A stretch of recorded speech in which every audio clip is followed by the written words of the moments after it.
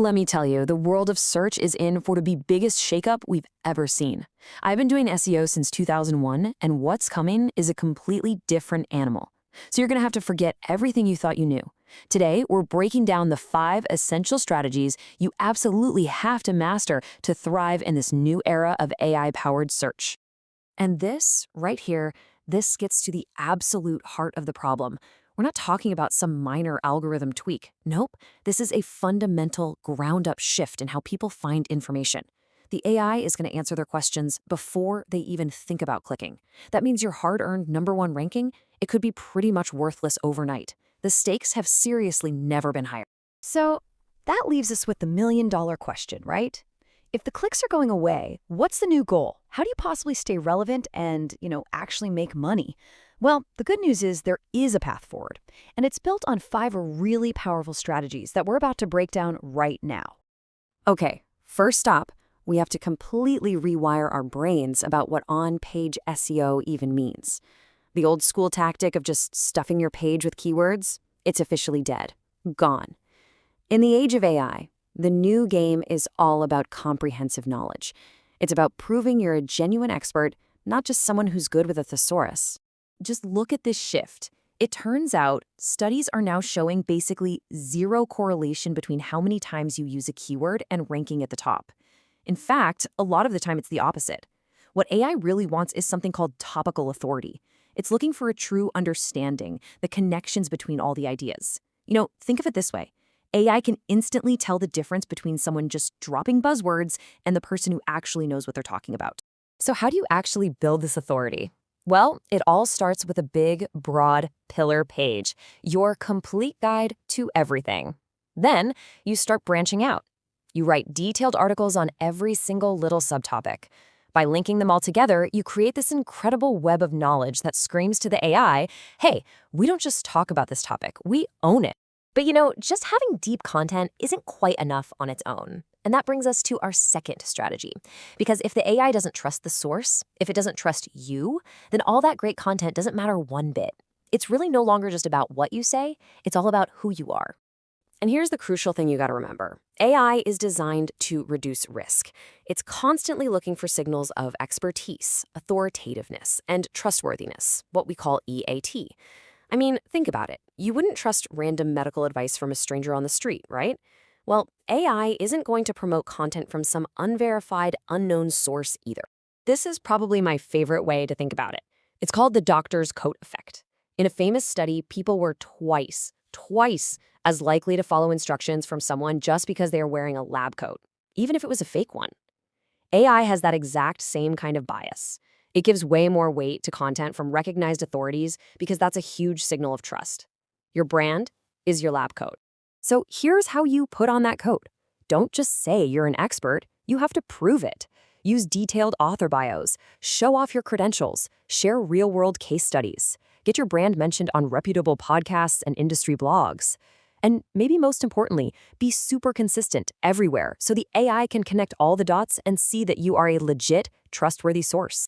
All right, this next one is a major mental shift. For years and years, the whole goal of SEO was to get clicks. That was it. But now, with AI just giving people the answers directly, the new #1 ranking is getting cited in the AI's answer.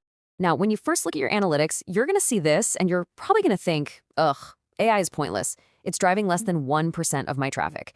And you'd be totally right about the traffic number, but you'd be completely wrong about the value. Because look at this. The same data shows that that tiny little sliver of traffic is responsible for nearly 10% of all revenue for B2B companies and over 11% for B2C. How is that possible? Well, it's because the people who come to your site from an AI citation have already done their research. They are high-intent users, and they are ready to convert. This is all about quality, not quantity. So how do you get quoted? Simple. You have to make it absolutely effortless for the AI.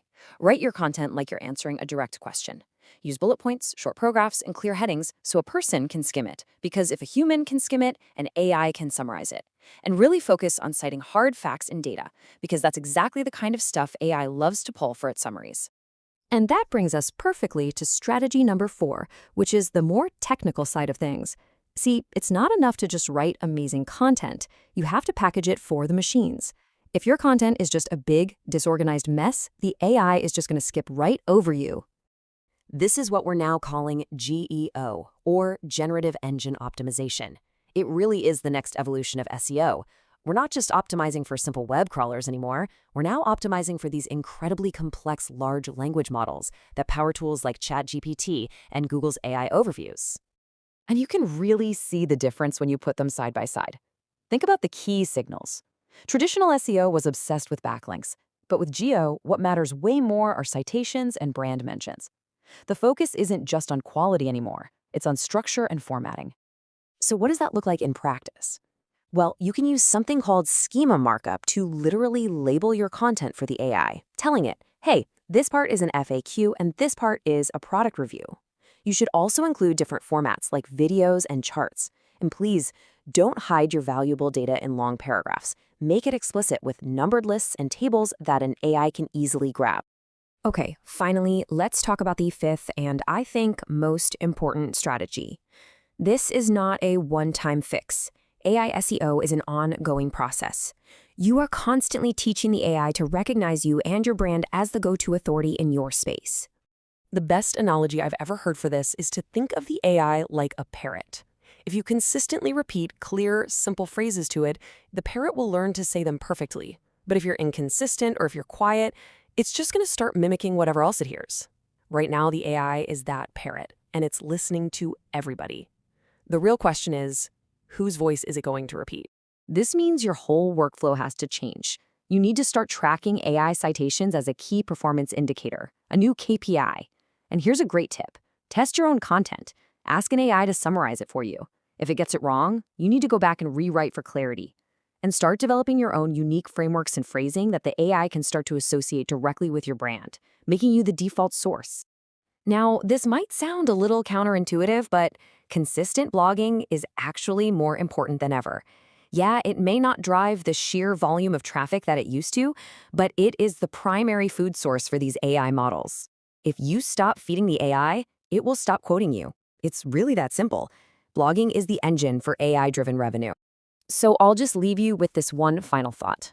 Every single piece of content you produce, every article you publish, is actively training the AI. The only question is, are you intentionally guiding that training to make you the authority, or are you just standing by while it learns to quote your competition instead? The choice is yours.